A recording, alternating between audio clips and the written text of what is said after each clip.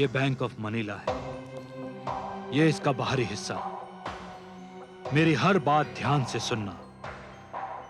ये खबर पक्की है कि बैंक ऑफ मनीला की तिजोरी में 5 करोड़ रुपए है। तुम तीनों ये काम जितनी जल्दी हो सके करके वापस आओ। बैंक के बाहर एक वॉचमैन रहता है और शायद अंदर भी एक। मैं यहीं इस जगह तुम्हारा इंतजार करूंगा। काम हो जाने पर हम रकम आपस में बांट लेंगे। Yes boss. चलो, ऑल द बेस्ट।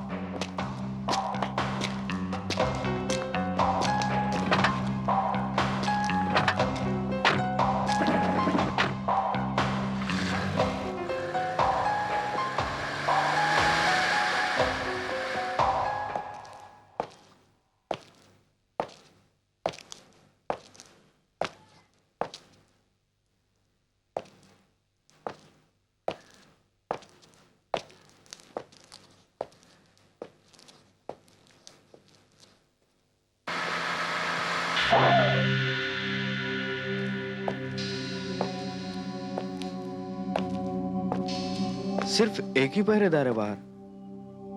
शायद अंदर भी कोई हो, उसके पास भी हथियार हो। Oh no!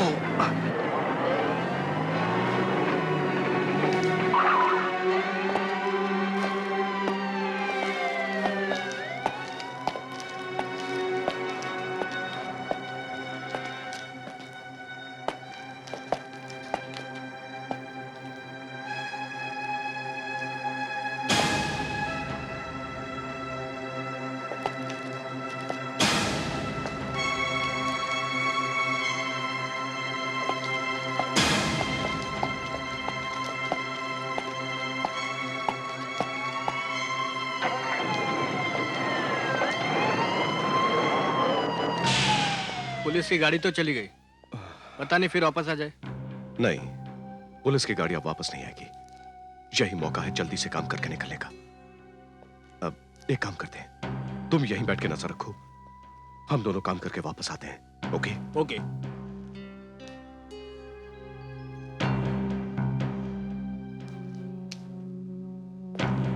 Come on.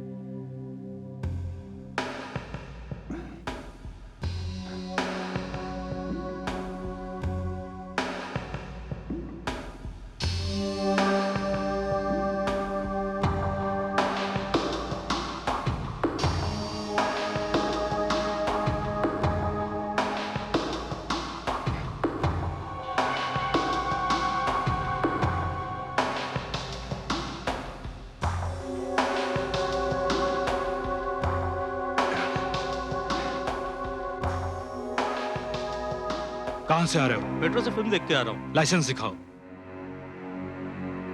ये देखिए।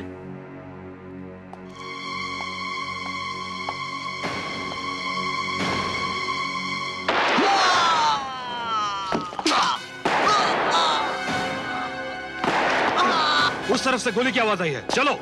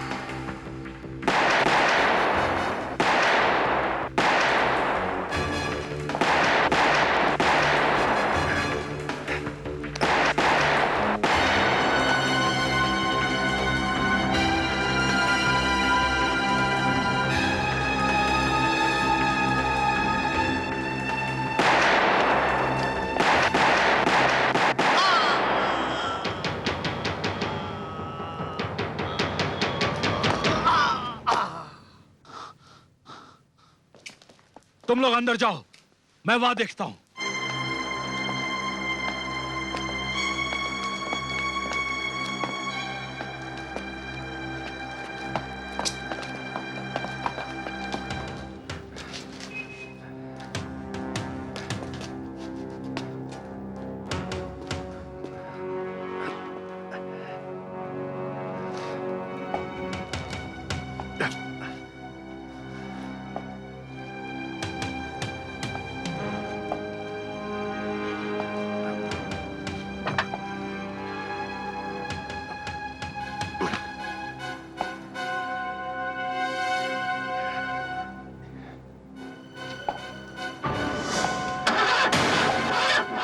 रुक जाओ।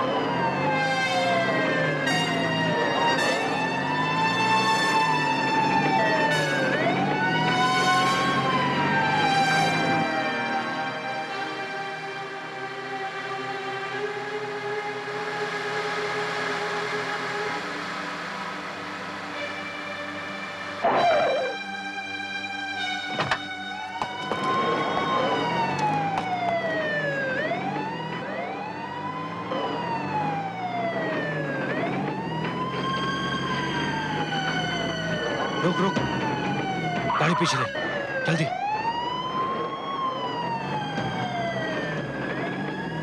यही है।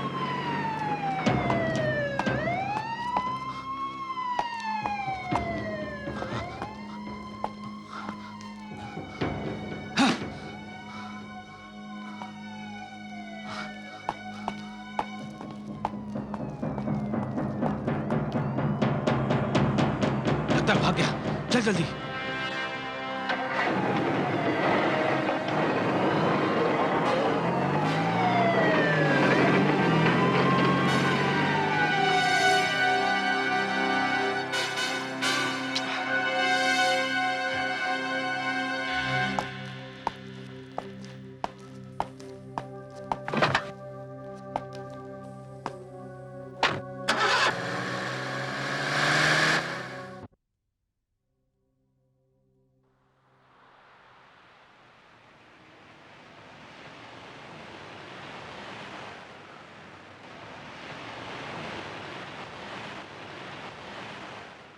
सलाम साहब। थैंक यू साहब।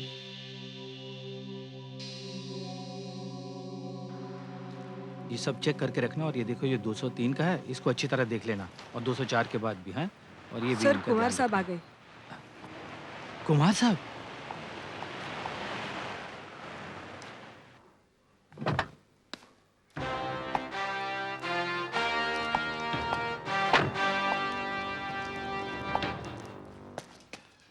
वेलकम कुमार साहब, welcome to our hotel. Hello mister Nair. Sir, आपका परमानेंट स्वीट आपके लिए बुक है, आप आइए। ओके। राम सिंह, साहब का सामान उठाओ।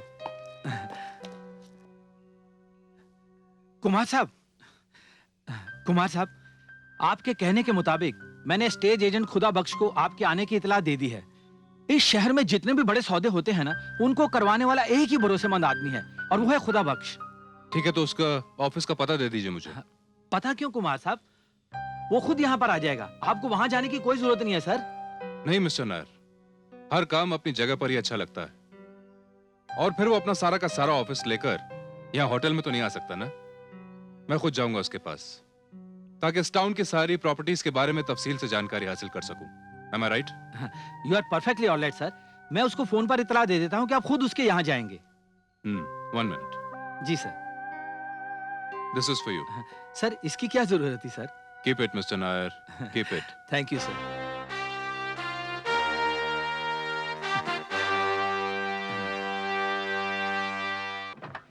आइए आइए कुमार साहब, आइए, तशरीफ रखिए। कहिए, क्या खिदमत कर सकता हूं मैं आपकी? जी नहीं, शुक्रिया। आप तो मेरे यहाँ आने का मकसद जानते ही हैं। जी हाँ कुमार साहब, नायर साहब ने आपके बारे में मुझे सब कुछ बता दिया है। वैसे हमारे इस छोटे से टाउन में काफी फार्म हाउसेज और बंगलोज हैं। जी नहीं, मुझे सिर्फ बंगले में इंटरेस्ट है। तो ठीक है, मैं आपको जितने भी बंगलोज फॉर सेल मेरे पास हैं, मैं उन सब के लेआउट्स आपको दिखाता हूं। गुलशन विला, सेफ मंजिल।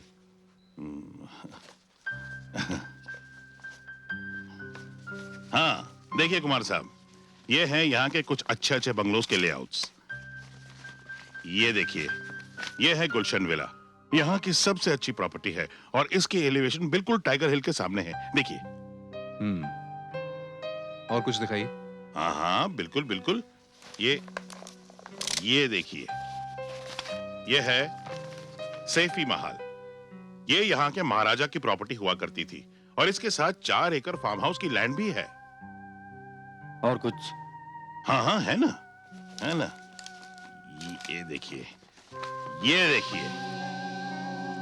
अरे, ये यहाँ कैसे आ गया? इसे तो मैंने अंदर रख दिया था। कुमार साहब, ये मैं आपको दूसरी प्रॉपर्टी दिखाता हूँ। ये गलती से लेआउट यहाँ पर आ गया है। ये क्या है? कुछ नहीं कुमार साहब, वो प्रॉपर्टी आपके लायक नहीं है। फिर भी दिखाइए तो सही। कुमार साहब, क्यों अपना वक्त बर्बाद कर रहे हैं? खुदाबख्श साहब, पसंद नापसंद का फैसला तो देखने के बाद ही किया जा सकता है।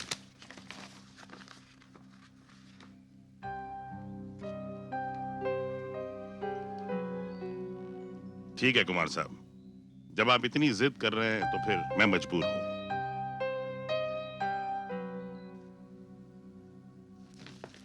वाह, ये हुई ना कुछ बात। खुदाबख्श साहब, ये वाली बात तो और किसी बंगले में नहीं है। ये है मेरी पसंद। लेकिन कुमार साहब, लेकिन क्या, यही बंगला मुझे पसंद है। लेकिन कुमार साहब, इस बंगले का सौदा नहीं हो सकता। क्यों नहीं हो सकता? आई एम सॉरी कुमार साहब, लेकिन इस बंगले के बारे में बड़ी अजीबोगरीब बातें सुनने में आई हैं। अजीब से आपका मतलब?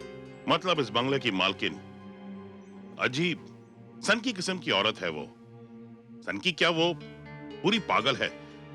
अजीब अजीब सी शर्तें रखी है उसने बंगले के सौदे के लिए। शर्तें? हाँ कुमार साहब, पिछले दिनों कुछ भले लोगों ने इस बंगले को खरीदने का इरादा किया था, लेकिन उन्हें निराश होकर लौट जाना पड़ा। वहां संजीदगी नहीं है, सिर्फ पागलपन है, सिर्फ पागलपन। और इसीलिए मैंने इस फोल्डर को निकालकर अलग रख दिया था। पता नहीं किसने उसे वापस यहां रख दिया। लेकिन आप फिक्र मत कीजिए, मैं आपको इससे भी अच्छे एक से एक बंगले दिखाऊंगा।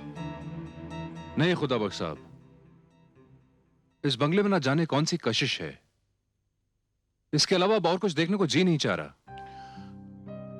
कुमार साहब, अगर आपको मुझ पर भरोसा है तो आप अपने दिल से इस बंगले का ख्याल निकाल दीजिए। आप भूल जाइए इस बंगले को प्लीज। खुदाबख्श साहब, बाकी सब छोड़िए और आप मेरे साथ चलिए। लेकिन कहां? मैं अभी के अभी इस बंगले को देखना चाहता हूं। कुमार साहब, ठीक है, जैसी आपकी मर्जी।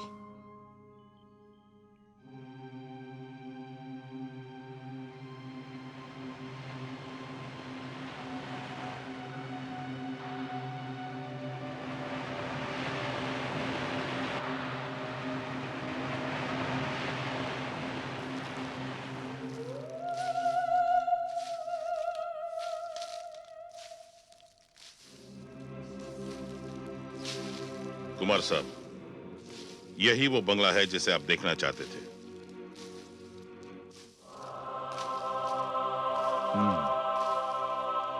खुदाबख्श साहब, क्या इस बंगले को अंदर चलकर देख सकते हैं?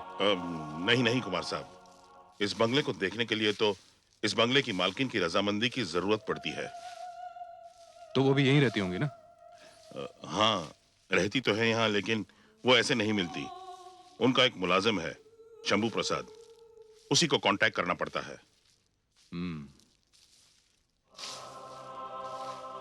वो आदमी जो झाड़ू लगा रहा है, उससे बात करें? नहीं नहीं कुमार साहब, वो ऐसे नहीं मिलते। उन्हें फोन करना पड़ता है, फिर वो खुद आकर मिलते हैं। उसके बाद आगे का प्रोग्राम तय होता है। तो फोन करके पता कर लीजिए। कुमार साहब, मैं ऑफिस जाकर उसे फोन कर लूंगा और आपकी मुलाकात भी मुकम्मल करवा दूंगा, लेकिन मैं इस बातचीत में शरीक नहीं रहूंगा।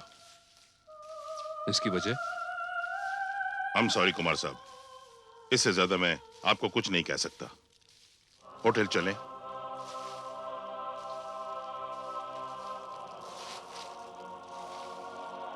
ओके, चलो ड्राइवर।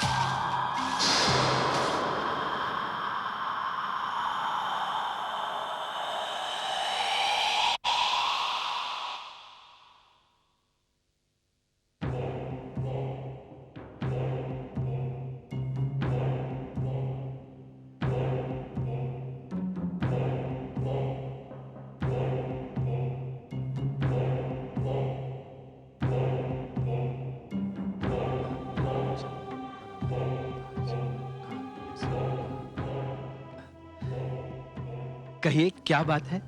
मुझे कुमार साहब से मिलना है। किस सिलसिले में मिलना है आपको? ये नहीं बताऊंगा। मेरा नाम शंभू प्रसाद है। जी, एक मिनट। गुड मॉर्निंग कुमार साहब। जी कोई शंभू प्रसाद जी आपसे मिलना चाहते हैं। जी जी आप कुमार साहब से मिल सकते हैं।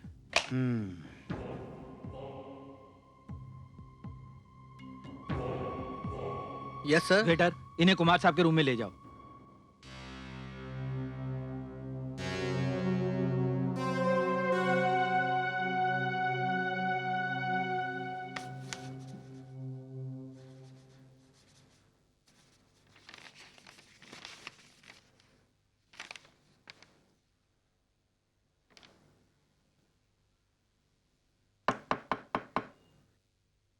कम in. Good morning sir. Good morning. आइए।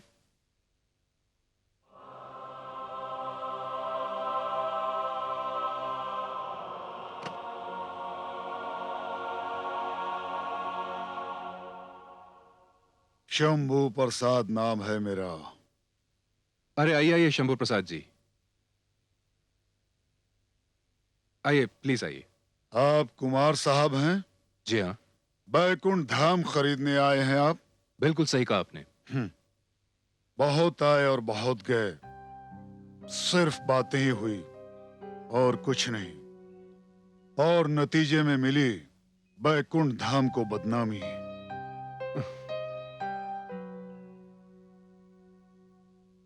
लेकिन मैं बात करने नहीं, बंगला खरीदने आया हूं। हमारी शर्तें सुनेंगे तो आप भी वही करेंगे जो आपसे पहले और लोगों ने किया है। आप गलत समझ रहे हैं। अगर सचमुच बैकुंठ धाम खरीदना चाहते हैं तो आपको 1 करोड़ देना पड़ेगा। 1 करोड़? लेकिन उस बंगले की कीमत तो 30-35 लाख से ज्यादा नहीं है। ठीक है, आप 40 ले लीजिए। हम कीमत कम नहीं करेंगे। आप बैकुंठ धाम नहीं खरीद सकते। लेकिन सुनिए तो। क्या सुनो? नमक तेल के भाव की तरह मोल करने वाले हमारी मालकिन का बैकुंठ धाम नहीं खरीद सकते। आपने हमारा समय नष्ट किया है।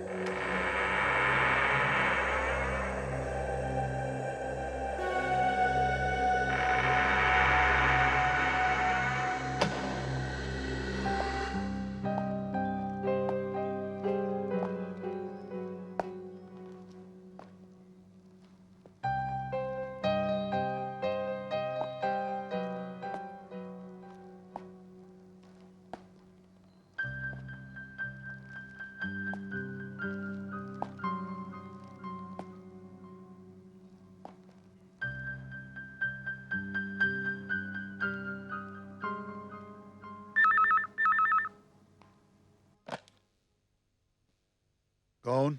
जी मैं कुमार बोल रहा हूं। हाँ कुमार साहब, कहिए, फिर से क्यों फोन किया? मुझे आपके बंगले की कीमत 1 करोड़ मंजूर है। सुन लिया मैंने, अब तो मैं आपकी मालकिन से मिल सकता हूं। लेकिन एक और शर्त है मेरी। जी कहिए।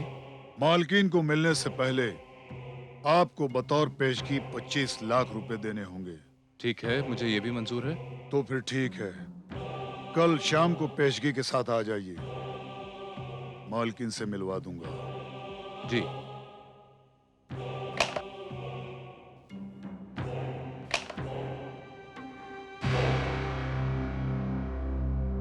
मैं आपका इंतजार करूंगा कुमार साहब। कुमार साहब, आपने जो 25 लाख की रकम मंगवाई थी ना, वो बैंक से आ गई है। Thank you mister Nair. You are welcome sir. Kumar साहब, मैं आपसे एक बार फिर दरख्वास्त करता हूं, आप ये सौदा मत कीजिए। देखिए, आप मुझे ब्रोकरेज तो देंगे ही, लेकिन फिर भी मैं आपको बार बार मना कर रहा हूं क्योंकि ये लोग गलत हैं। इनसे उलझना ठीक नहीं है।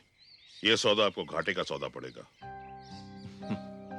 खुदा बख्श साहब, दुनिया देखी है मैंने, बिजनेस करता हूं मैं, और मैंने आज तक कभी घाटे का सौदा नहीं किया, हमेशा फायदे का ही सौदा किया है। ताज्जुब है कुमार साहब, 30 लाख की जायदाद आप 1 करोड़ रुपया देकर खरीद रहे हैं। क्या यह फायदे का सौदा है? चीज अगर पसंद आ जाए तो उसकी कीमत नहीं देखी जाती। जैसी आपकी मर्जी कुमार साहब। वैसे अब बड़े लोगों की बातें ही कुछ और होती हैं।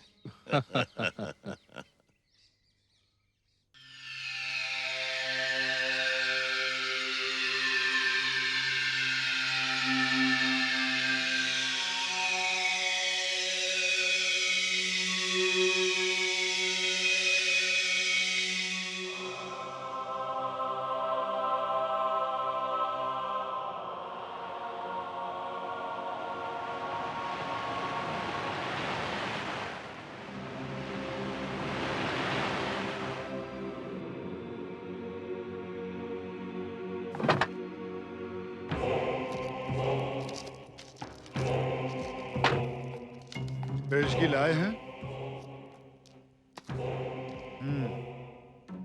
अंदर मालकिन आपका इंतजार कर रही हैं। जाइए। जी शुक्रिया।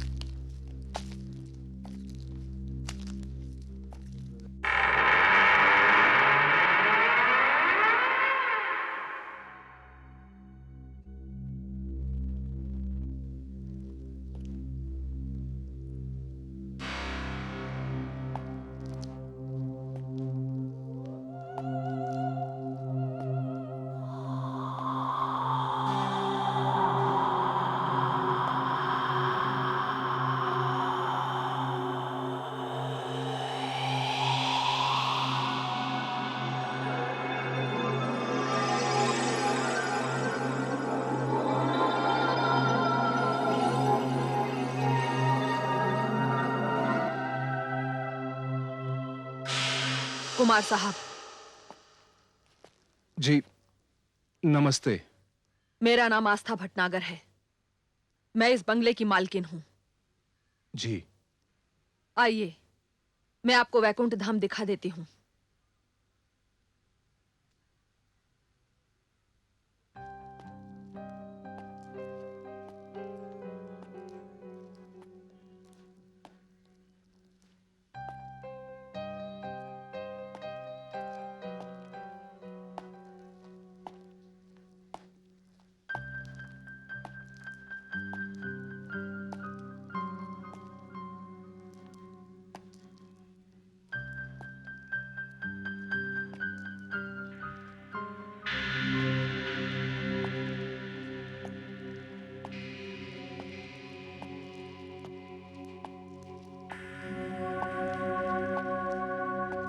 कुमार साहब, एक बात पूछूं आपसे?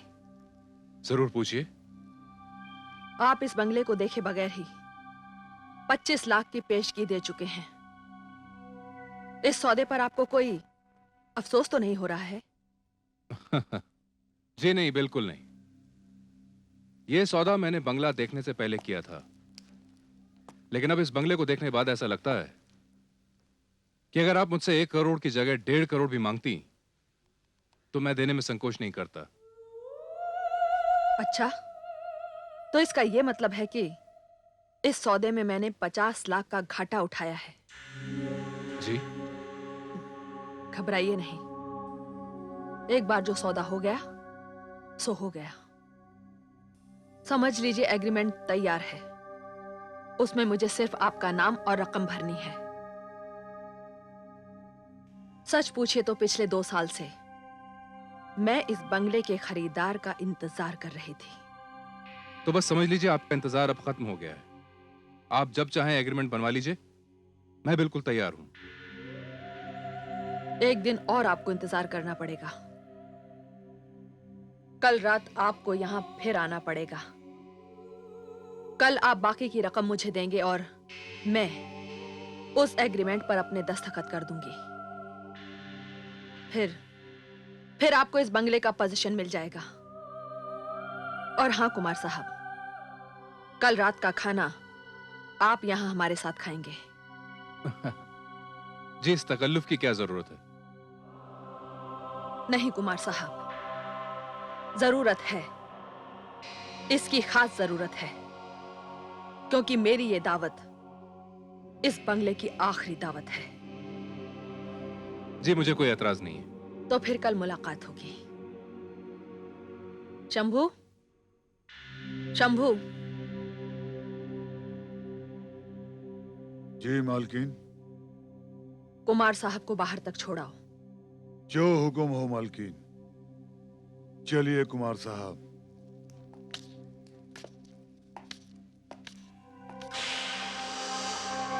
आइए।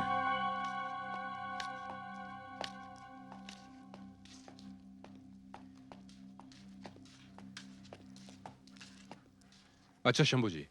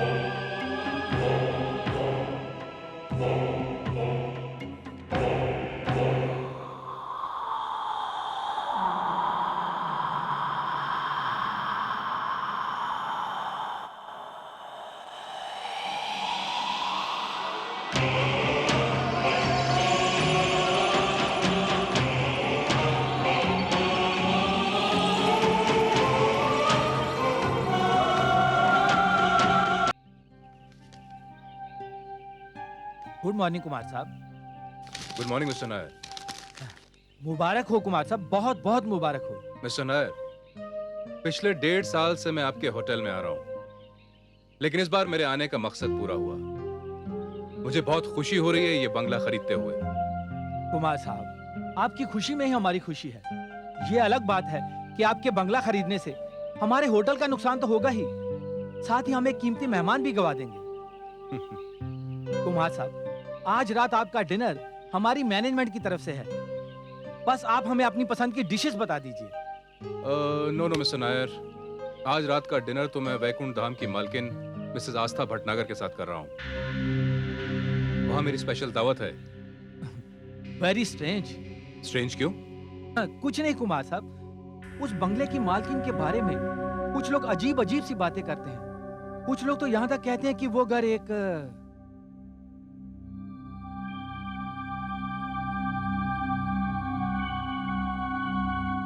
वो घर क्या?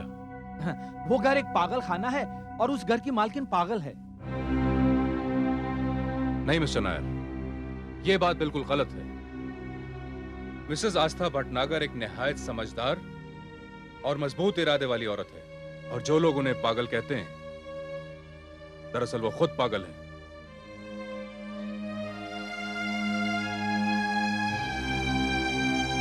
हाँ जी, वसीम साहब खुदाबख्श बोल रहा हूँ। भाई, हमारे सौदे को 6 महीने हो गए, आपने अभी तक हमारी ब्रोकरेज नहीं पहुंचाई। जी अच्छा, मैं आपसे बाद में बात करता हूँ। कुमार साहब, आइए आइए, आपने इत्तला दी होती तो मैं खिदमत में हाजिर हो जाता। कहिए क्या सेवा करूं आपकी? बैठिए ना, प्लीज बैठिए। ये लीजिए खुदाबख्श साहब। ये क्या है कुमार साहब? खुद ही देख लीजिए।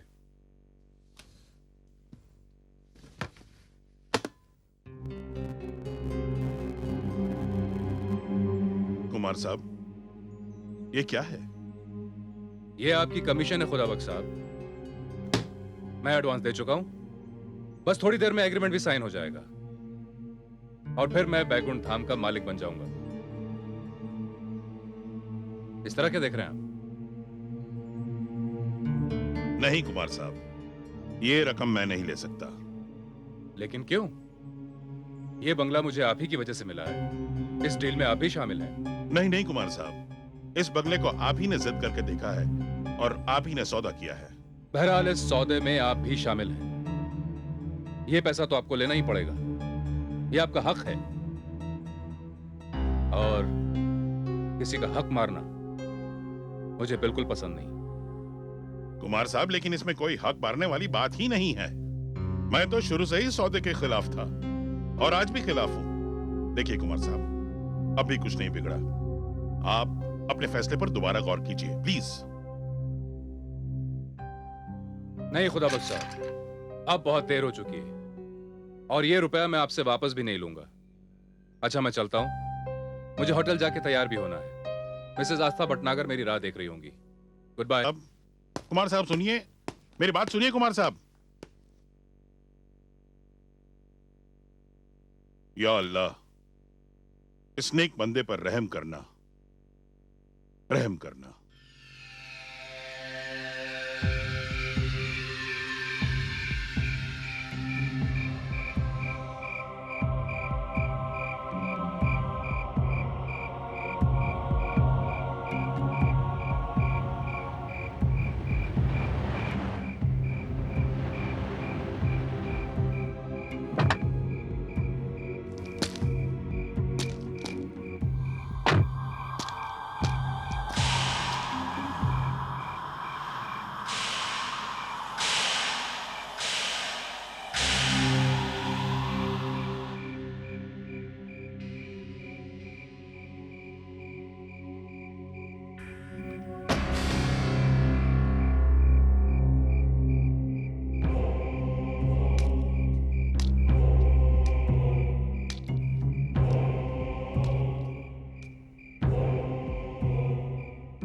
आइए कुमार साहब, आइए। अंदर तशरीफ लाइए।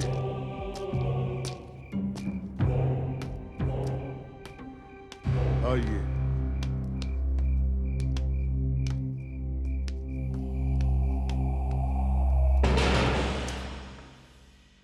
घबराइए नहीं कुमार साहब, अंदर जाइए। मालकिन आपका इंतजार कर रही हैं।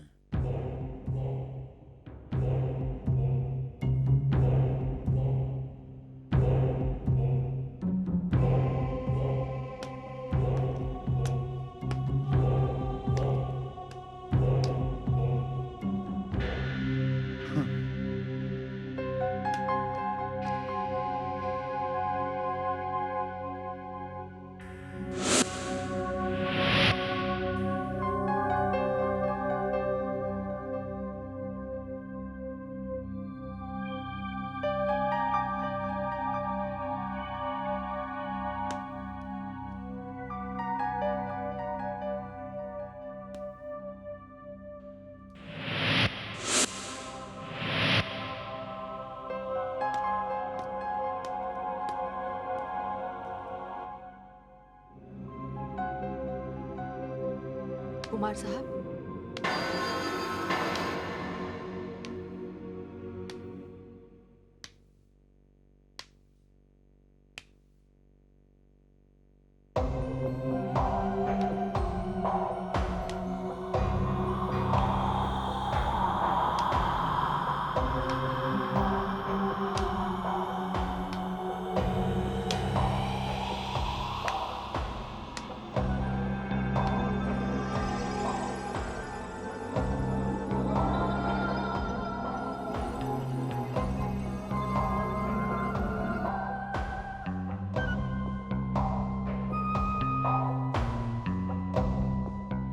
इस तरह आप क्या देख रहे हैं कुमार साहब?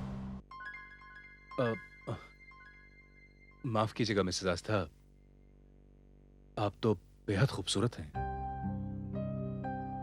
शुक्रिया। आप बुरा ना माने तो एक बात कहूं? बेझिझक कहिए। आप हमेशा बस यूं ही रहा कीजिए। इस तरह रहने के मौके बड़ी मुश्किल से मिलते हैं। वैसे तारीफ के लिए शुक्रिया। यूं तो मिसेस भटनागर, मैं आपके बारे में कुछ भी नहीं जानता। आपकी जिंदगी, आपके माजी के बारे में मुझे कुछ भी नहीं मालूम। लेकिन इस बात पर मैं बहुत हैरान हूं।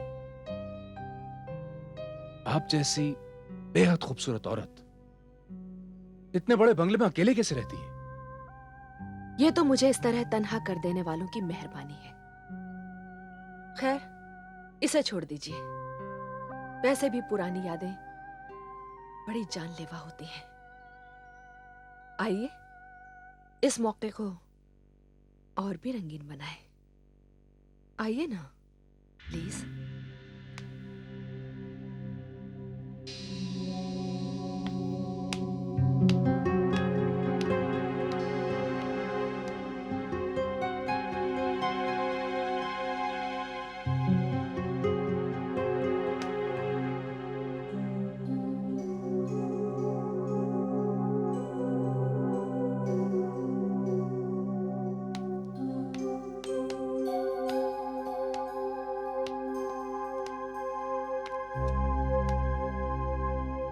कुमार साहब, आइए,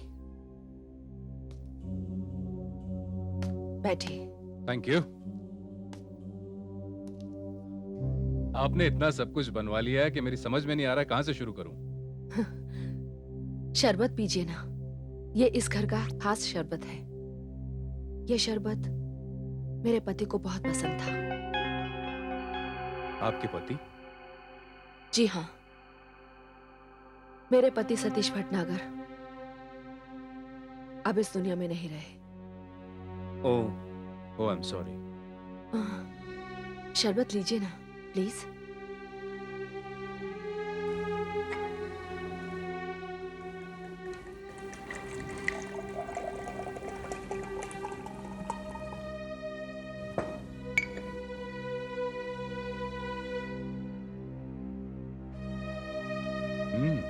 It's lovely.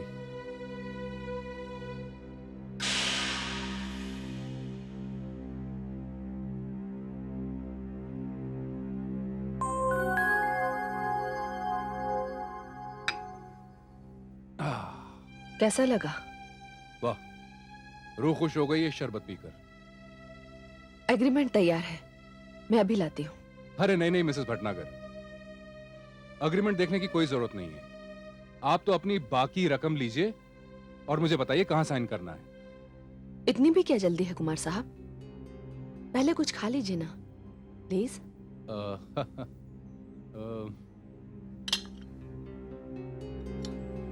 हाँ तो कुमार साहब, मैं एक जाती मगर अजीब सा सवाल आपसे पूछना चाहती हूँ। जी जरूर, पूछिए। इस शहर में बंगलों की कोई कमी नहीं है। एक से एक बड़े और खूबसूरत बंगले हैं यहाँ, और उन बंगलों की कीमत इससे कहीं कम, आधे से भी कम है। आप कोई भी बंगला आधी कीमत पर खरीद सकते थे, है ना? इसका जवाब बहुत सीधा है मिसेस भटनागर। और वो सीधा जवाब क्या है? मिसेस भटनागर, जवाब है मेरी पसंद। मैंने और भी बहुत सारे बंगलों की तस्वीरें देखी, लेकिन जैसे ही मेरी नजर इस बंगले की तस्वीर पर पड़ी, यानी कि बैकुंठ धाम पर, तो बस जैसे मेरी नजर बिल्कुल जम के रह गई इस पर। और मैंने उसी वक्त यह फैसला किया कि मुझे यही बंगला खरीदना है। लेकिन कीमत सुनकर भी आपने अपना फैसला क्यों नहीं बदला? मिसेस भटनागर, मेरी एक बड़ी बुरी आदत है जिससे आप वाकिफ नहीं हैं। एक बार जिंदगी में अगर कोई चीज मुझे पसंद आ जाए तो फिर वो मैं हर कीमत पर हासिल कर लेता हूं। और वैसे भी चाहत कीमत नहीं देखती, वाह, दाद देनी पड़ेगी आपकी। लेकिन कुमार साहब, इस बात का एक और पहलू भी है। क्या आपने कभी ये नहीं सोचा कि इस शहर में इस बंगले से ज्यादा खूबसूरत और कीमती बंगले भी इससे सस्ते दामों पर मिल रहे हैं? तो फिर वैकुंठ धाम की मालकिन को क्या हो गया जो वो 2 रुपए की चीज 10 रुपए में बेचना चाहती है? और आपने मुझे दूसरे लोगों की तरह पागल क्यों नहीं समझा? अब इस बात का जवाब देना मेरे लिए बहुत मुश्किल है। और मेरे लिए बहुत ही आसान। अगर आपको दिलचस्पी ना भी हो तो भी सुननी पड़ेगी ये सच्चाई, और चाहे तो आप इसे भी इस सौदे की एक शर्त ही समझिए। जी नहीं, बड़े शौक से सुनूंगा। अब तो सौदा हो ही चुका है और आपको भी सच बताने में कोई संकोच नहीं होना चाहिए। सही कह रहे हैं आप कुमार साहब, सच बहुत ही कड़वा होता है। कितने दिनों से तड़प रहा है ये सच बाहर आने के लिए, और अब वक्त आ गया है। और ये सच सुनने वाला एक बहुत सही शख्स मेरे सामने है। सच्चाई तो ये है कुमार साहब कि ये बंगला मुझे मेरे पति से मुंह दिखाई में मिला था। हमारे रेस के घोड़े दौड़ते थे। मेरे पति को घोड़ों से बहुत प्यार था। अच्छा, लेकिन इस बंगले में तो मुझे ऐसा कुछ भी दिखाई नहीं देता जिसका ताल्लुक घोड़ों के किसी शौकीन से हो। आपने अभी तक पूरा बंगला देखा ही कहां है कुमार साहब। इस बंगले के पिछवाड़े एक बहुत ही बड़ा अस्तबल है और उसके सामने एक अच्छा खासा मैदान। जिस जमाने में हमारे रेस के घोड़े दौड़ा करते थे, तब जिंदगी की रफ्तार भी वैसी ही तेज थी। रुपयों की बरसात थी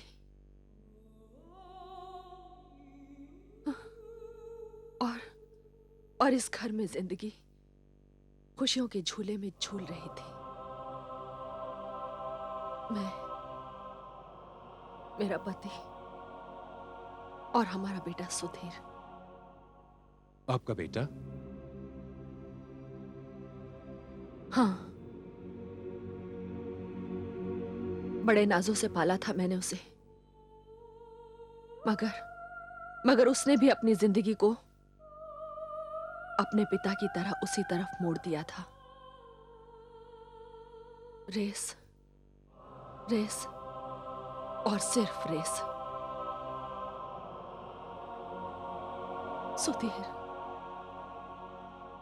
सुधीर मेरा बेटा। मुझे आज भी वो दिन याद है जब कई दिनों के बाद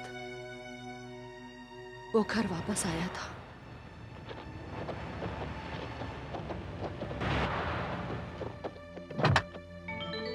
मॉम! हे मम्मी! अरे कहाँ हो तुम? हे मॉम! मॉम, सुनो ना, बहुत अच्छी खबर है। Sudhir, mom, just look at this, mom, just look at this. Mom, जरा देखो इसे। It's a very good news, mom. It's a very good news. ओफो, अब उस खबर पर जोर ही देते रहोगे या मुझे कुछ बताओगे भी? Oops. You know, mom, हमारी फ्लाइंग रानी ने एक बार फिर रेस जीत ली। सुधीर। Yes, mom. मेरे बेटे, आजकल मैं देख रही हूँ कि तुमने अपना ध्यान पढ़ाई से हटाकर रेस कोर्स में लगा दिया है। अभी तो तुम्हारी पढ़ाई की उम्र है बेटा। ओफो मॉम, इंसान पढ़ लिख कर क्या करता है बताओ? पैसे ही तो कमाता है ना। और वैसे भी मुझे जितना पढ़ना था मैंने तो पढ़ लिया। बताओ तो, डैडी के पास कौन सी डिग्रीज हैं? फिर भी उन्होंने क्या कुछ नहीं दिया हमें। Isn't it, mom? You know something, mom?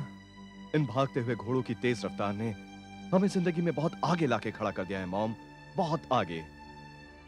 बेटे, इसी रफ्तार से मुझे डर लग रहा है। कुदरत का एक कानून है, हर तेज दौड़ने वाली चीज किसी न किसी मकाम पर जाकर थक जाती है। जिसे तूने रफ्तार का नाम दिया है उसे मैं जुआ कहती हूं। जुआ जो आज तक किसी का भी नहीं हुआ बेटे, किसी का भी नहीं हुआ। ओफो मॉम, आप भी बेकार की बातों में। एनीवे, इससे पहले कि मैं भूल जाऊं, मैं अपने दोस्तों के साथ 3-4 रोज के लिए बेंगलोर जा रहा हूं। वहां भी रेस है? हाँ मॉम, वहां भी रेस है और उस रेस में हमारा शहंशाह दौड़ रहा है। शहंशाह। यू नो मॉम, ये वो रेस है जिस रेस पर लोगों ने अपनी पूरी जिंदगी की कमाई लगा दी है। इस बार या उस बार।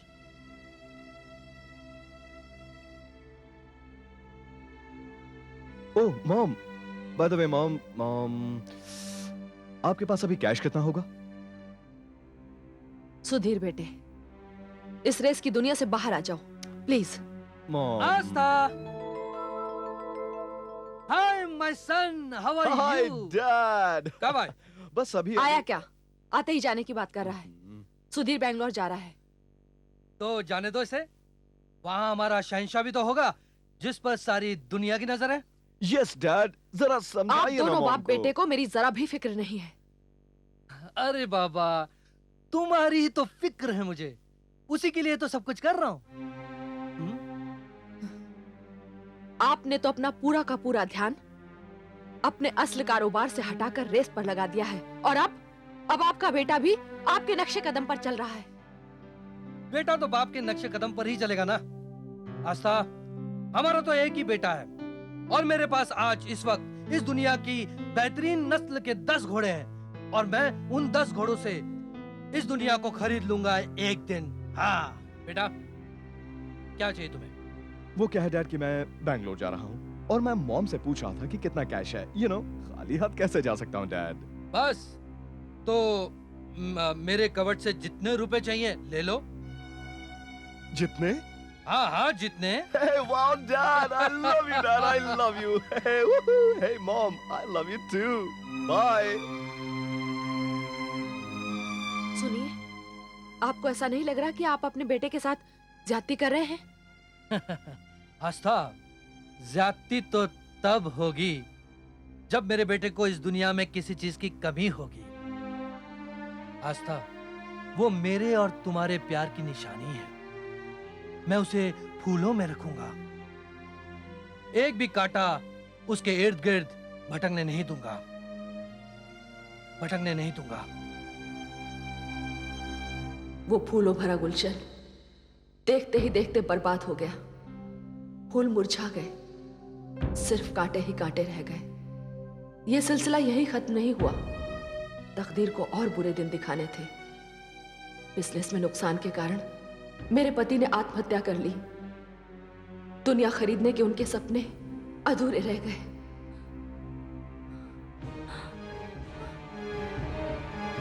नहीं! नहीं!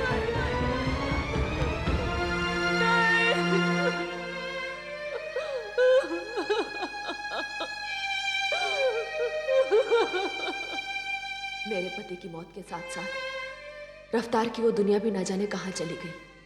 उसके बाद अगर मेरे पास कुछ रहा तो ये वैकुंठ धाम। मैं गम से निढाल थी, माली हालात भी अच्छे नहीं थे, मगर मेरे बेटे सुधीर की फिजूल खर्चियां मेरी मजबूरी को नहीं देख सकी। जो कुछ मेरे पास था वो तो खत्म हो गया। और मेरी बदकिस्मती देखिए, मेरा बेटा धीरे धीरे अपनी जरूरतों को पूरा करने के लिए गलत रास्ते पर चला गया।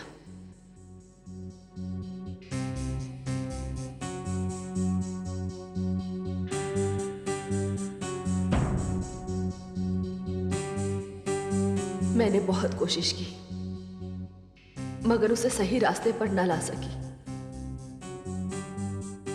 इसका नतीजा ये हुआ कि एक दिन सुधीर घर छोड़कर अपनी मां को तन्हा छोड़कर चला गया। उसके जाने के सदमे से मैं रोती रही, तड़पती रही। वो जैसा भी था तो मेरा बेटा।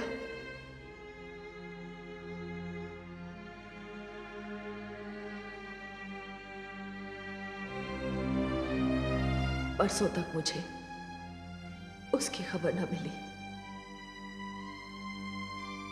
मैं मायूस हो चुकी थी। उम्मीद का दामन छोड़ दिया था मैंने। और फिर एक रात को तेज हवाएं चल रही थी, बिजलियां कड़क रही थी, चारों तरफ अंधेरा छा गया था। मैं उन तेज हवाओं में घर के दरवाजे और खिड़कियां बंद कर रही थी।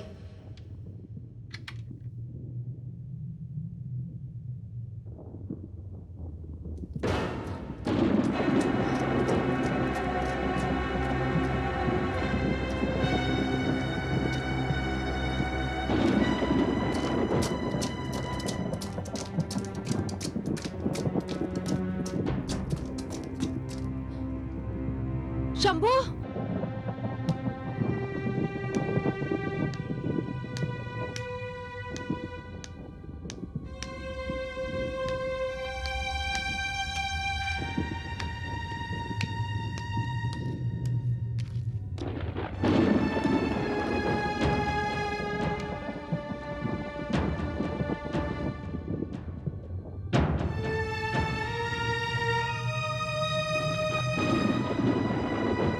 शंभू, शंभू।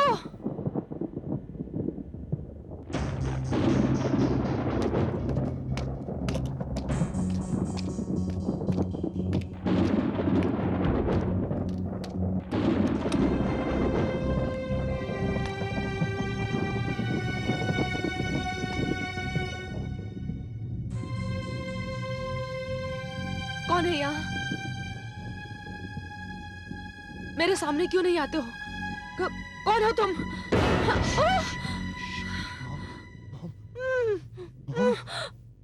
मैं सुधीर हूं मॉम, तुम्हारा बेटा सुधीर।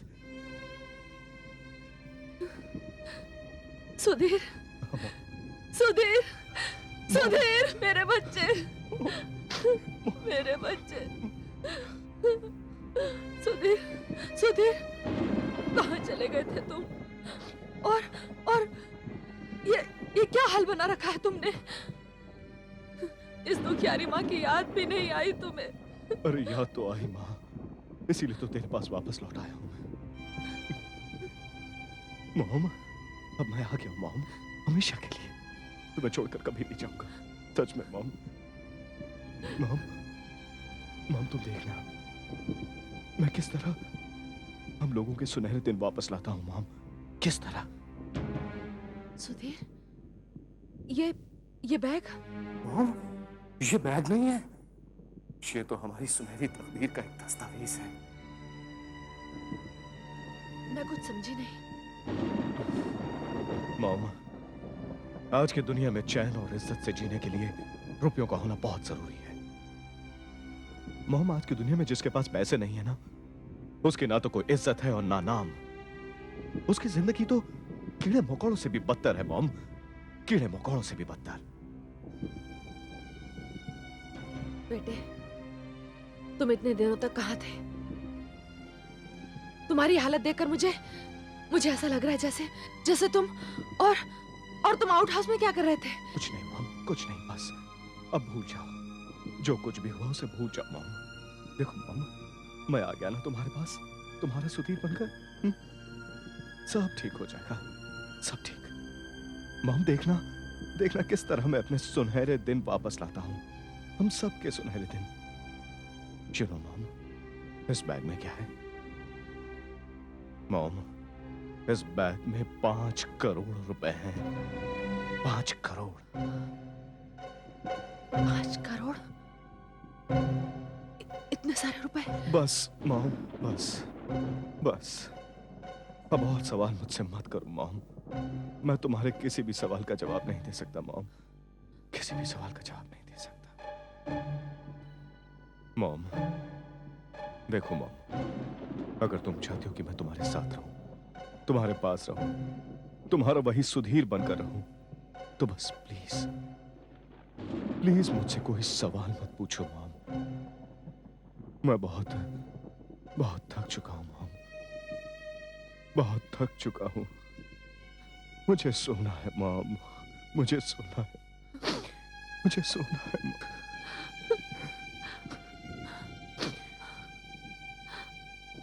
हाँ बेटा, चलो आराम करो, चलो आओ बेटा।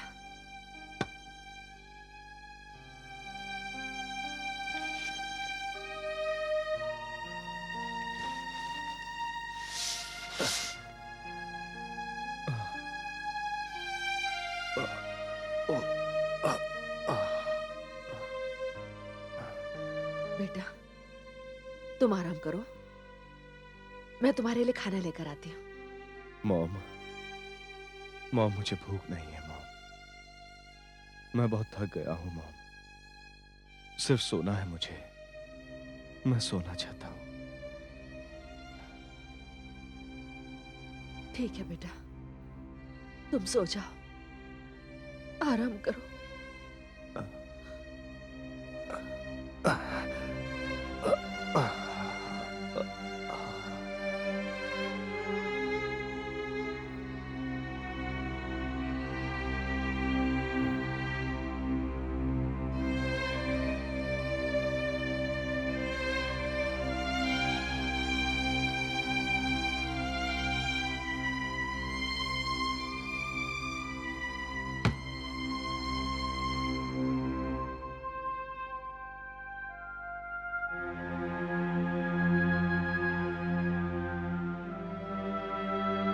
अगर तुम चाहती हो कि मैं तुम्हारे साथ रहूं, तुम्हारे पास रहूं, तुम्हारा वही सुधीर बनकर रहूं, तो बस प्लीज प्लीज मुझसे कोई सवाल मत पूछो mom.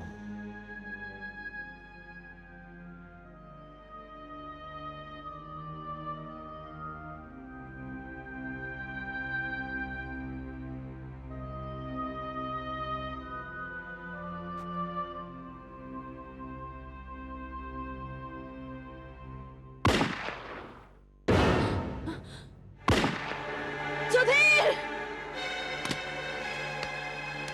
Sudhir!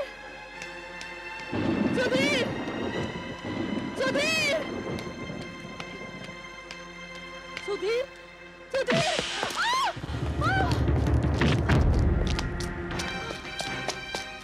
Sudhir! Sudhir! Mom! Sudhir! Mom!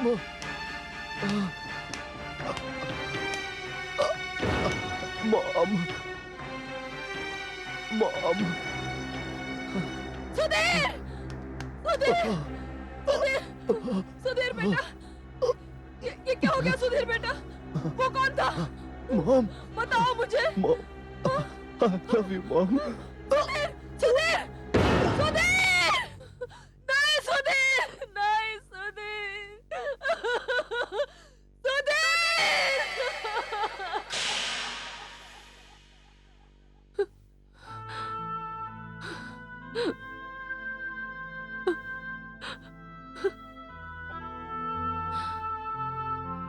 मेरे बेटे ने मेरी बाहों में दम तोड़ दिया और मैं उसके कातिल को पहचान भी न सकी। मैं अपने पति के गम से उबरी भी नहीं थी कि अपने बेटे के गम में रो रो कर पागल हो गई थी मैं। जब होश ठिकाने आए तब ये एहसास हुआ कि मेरा बेटा घर से भागकर बुरे लोगों की संगत में पड़ गया था और जो रुपयों का बैग लेकर लौटा था उसी बैग की वजह से उसका कत्ल हुआ।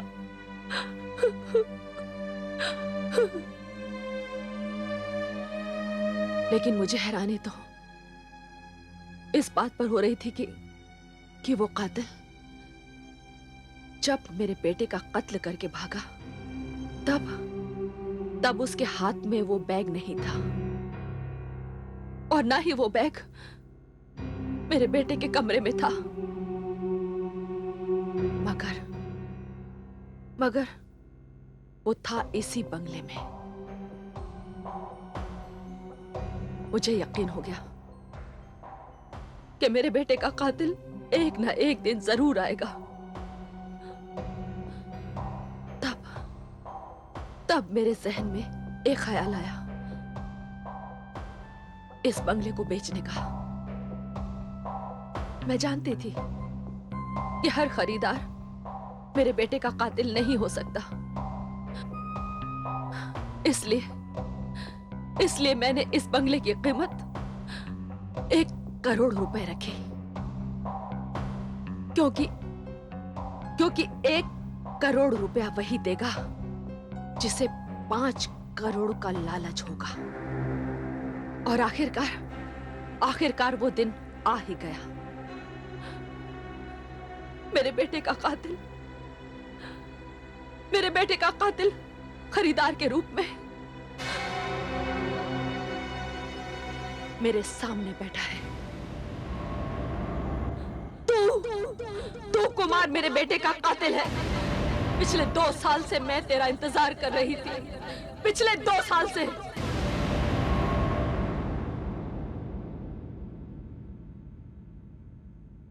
और अब तेरा इंतजार खत्म हो गया। हाँ, मैं ही हूं तेरे बेटे का कातिल। मैंने ही मारा था उसे। विश्वासघात किया था उसने मेरे साथ। अपनी जान जोखिम में डालकर बैंक डकैती की थी हमने। 2 साथी मारे गए थे हमारे उसमें। लेकिन तेरा बेटा सारा रुपया लेकर वहां से भाग गया।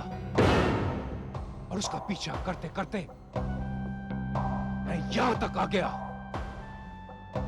और मैंने उसे जान से मार डाला। और अब तू अपने बेटे के कातिल को पहचान गई है, इसलिए मजबूरन मुझे तुझे भी वहीं पहुंचाना होगा जहां तेरे बेटे को पहुंचाया था।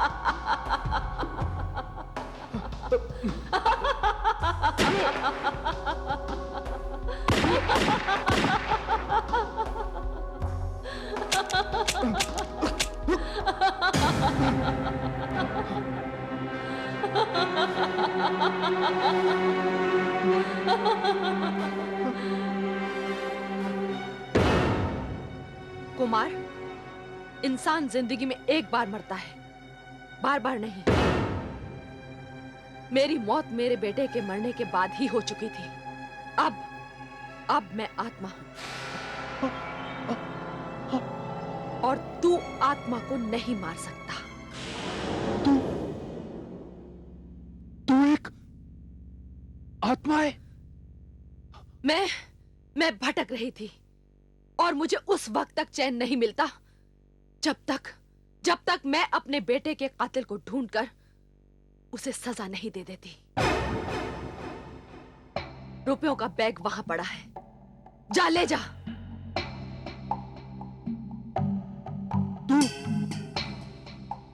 तू एक आत्मा है?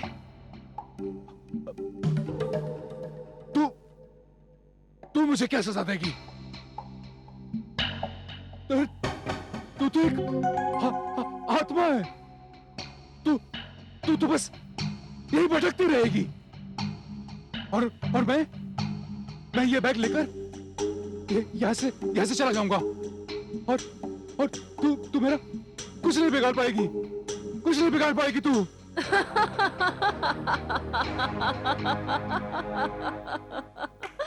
कुछ नहीं बिगाड़ सकती मैं? अरे तू यहां से उस बैग तक नहीं पहुंच पाएगा। इस घर से बाहर निकलने की बात तो तू भूल ही जा, क्योंकि जो शरबत तूने अभी अभी पिया है वो अपना रंग लाएगा। क्या? हाँ, तूने जहर पिया है। एक मीठा और खतरनाक जहर पिया है तूने।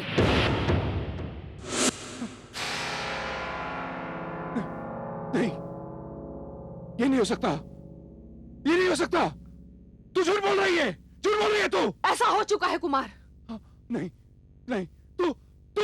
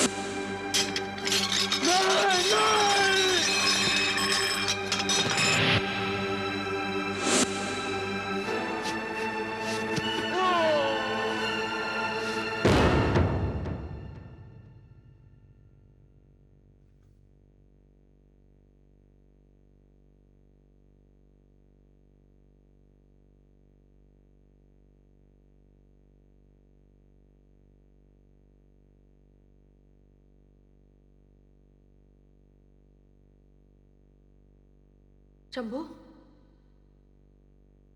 शंभू,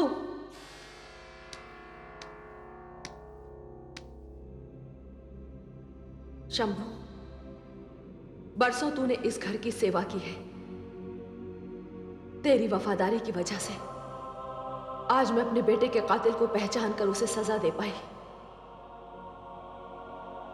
मेरी आत्मा को आज चैन मिला। आज मेरी मुक्ति का दिन है। जिस काम के लिए मैं आज तक यहां थी, आज वो पूरा हो गया है। मैं जा रही हूं शंभू, मैं जा रही हूं।